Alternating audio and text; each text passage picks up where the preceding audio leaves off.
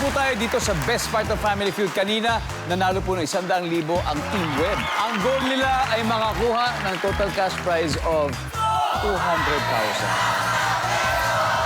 Joshua, panalo din ng 20,000 ang napili yung charity. Anong institution ang napili?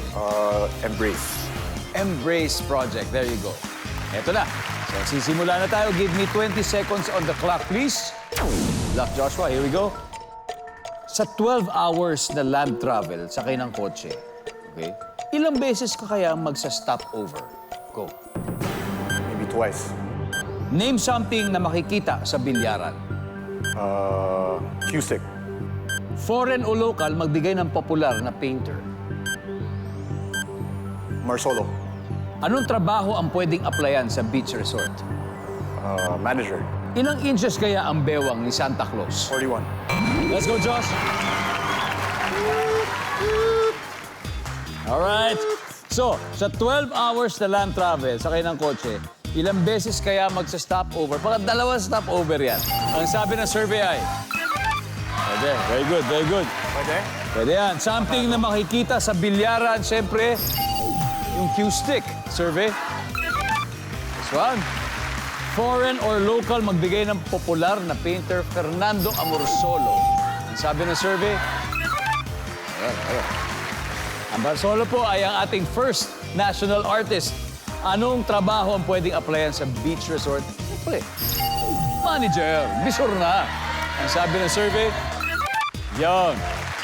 Ilang inches kaya ang bewang ni Santa Claus? 41. May butal pa, 41.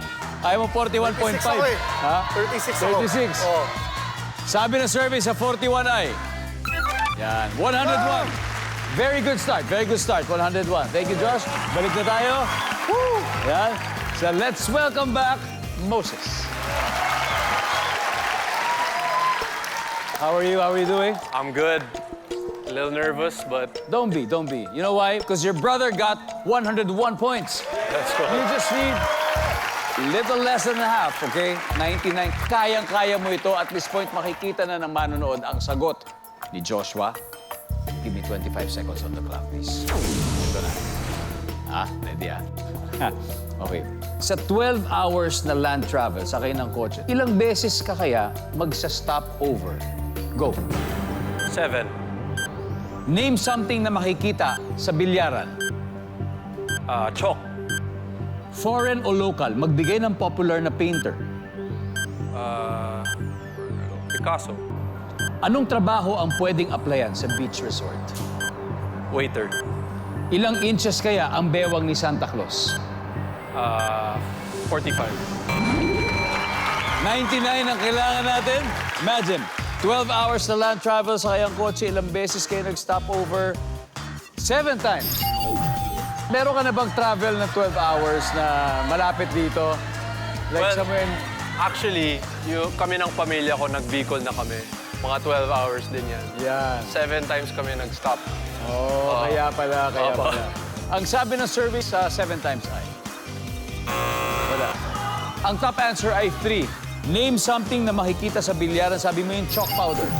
Yung ginagamit sa ano. Diba? Yung chalk powder sa kamay. Survey, tisa. Meron. Ang top answer is Q-stick. Nakuha mo, Joshua. Foreign o local, popular na painter. Sabi mo si Picasso. Ang sabi ng survey.